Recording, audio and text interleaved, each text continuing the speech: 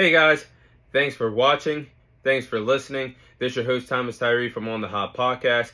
Today, I have some bonus content for you guys. The bonus content we'll be covering today will be in the world of wrestling inside the WWE world. And I'll be sharing my list of the best moments that took place in the WWE pandemic era. So we are about 4 years removed from the COVID pandemic era in the world globally. It was a hard time for a lot of people.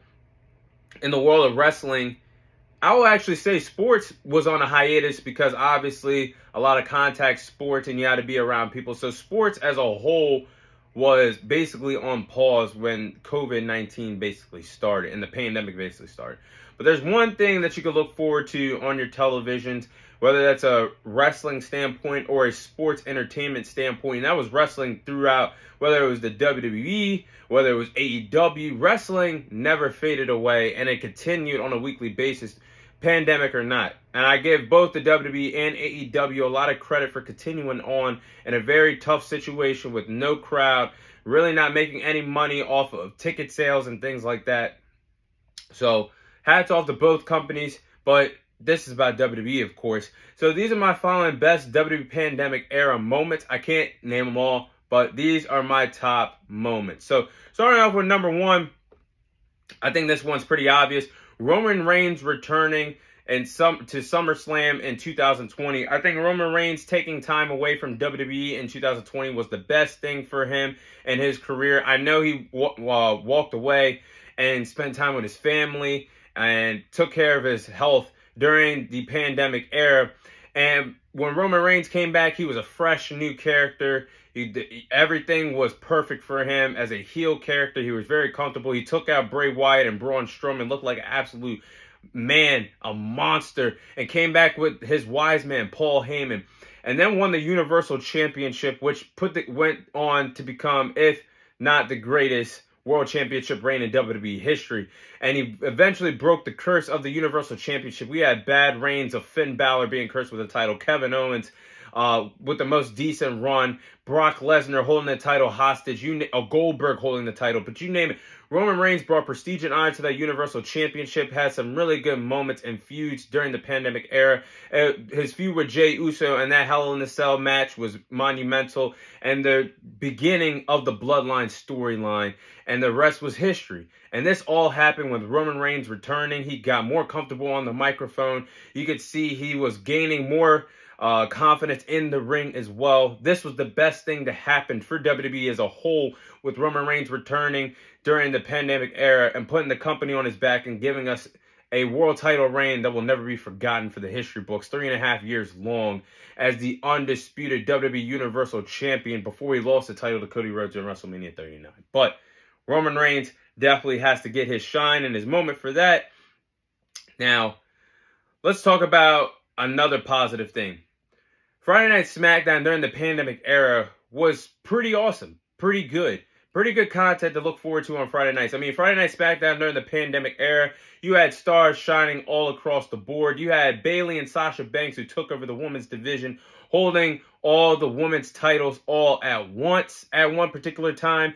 You had them carrying the women's division. You had Big E shining as a single star, splitting away from the New Day during the WWE draft in 2020. So we finally got to see Big E shine as a single star. You had Apollo Crews finally become an Intercontinental Champion. You also had the classic Intercontinental Championship match between AJ Styles and Daniel Bryan. You had the ongoing storyline of the Bloodline happening in front of our eyes with Roman Reigns, Jey Uso, and the Usos and company giving us stories, great matches, and great promos during that time. You also had some great matches of Kevin Owens versus Sami Zayn, all happening on the Blue brand during the pandemic era. It was actually the best brand between themselves, Monday Night Raw, and NXT.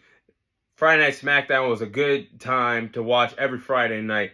But I definitely have to say, SmackDown during the pandemic era definitely shined during that time. Now, next, the Hurt Business. Now, the Hurt Business was such a unique and perfect faction. And it's a shame that it didn't last longer. But I did enjoy the time that we did get with the Hurt Business, because MVP was supposed to be a one-off for the 2020 Royal Rumble, but ended up staying with the company long-term. and became a pretty good manager because he became that mouthpiece that Bobby Lashley always needed in his career. He was a good mouthpiece for him, great manager, and helped basically revive the careers of Bobby Lashley, Shelton Benjamin, and Cedric Alexander, helping them all become a dominant faction because the Hurt Business was kicking ass and taking names on Monday Night Raw. Hell, there was a time where they all held the gold on Monday Night Raw. Cedric and Shelton holding the Raw Tag Team titles, Bobby Lashley holding the United States Championship.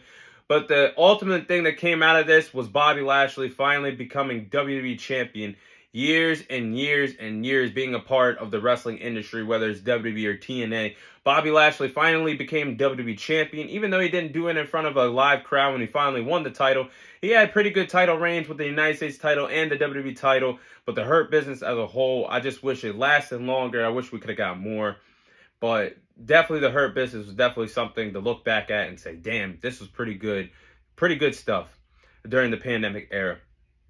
Now, next big moment was Drew McIntyre finally winning the WWE Championship. The story of Drew McIntyre, of him being released by the company, I want to say back in 2014, the 3MB thing of him, Heath Slater, and Jinder Mahal, I wasn't feeling that. But it was good that Drew McIntyre woke up because he went from being the chosen one by Vince McMahon back in 2009 to being fired by the WWE, to going elsewhere to prove that he's a household, he could be a main event star, whether that's TNA, Impact Wrestling, you name it. Came back to NXT, showed he's a star, and then back to the main roster to finally do what he was always supposed to do, and that's be a world champion. He did that by winning the Royal Rumble, and then unfortunately beat Brock Lesnar in the main event of WrestleMania 36 Night 2 without a crowd, but he finally got that crowning achieving moment of winning the WWE title. And he was one of the MVPs of the pandemic era. I mean, he held the WWE title, had 2 reigns actually during the pandemic era, and had some pretty good matches, and also that standout feud with Randy Orton, of course, for the WWE title. So Drew McIntyre was definitely one of the MVPs of the pandemic era. Definitely put Monday Night Raw on his back during the pandemic era. I mean, it was help also, but as a main event star, as a male main event star, Drew McIntyre was always in the picture during the pandemic era and the Thunderdome era as well.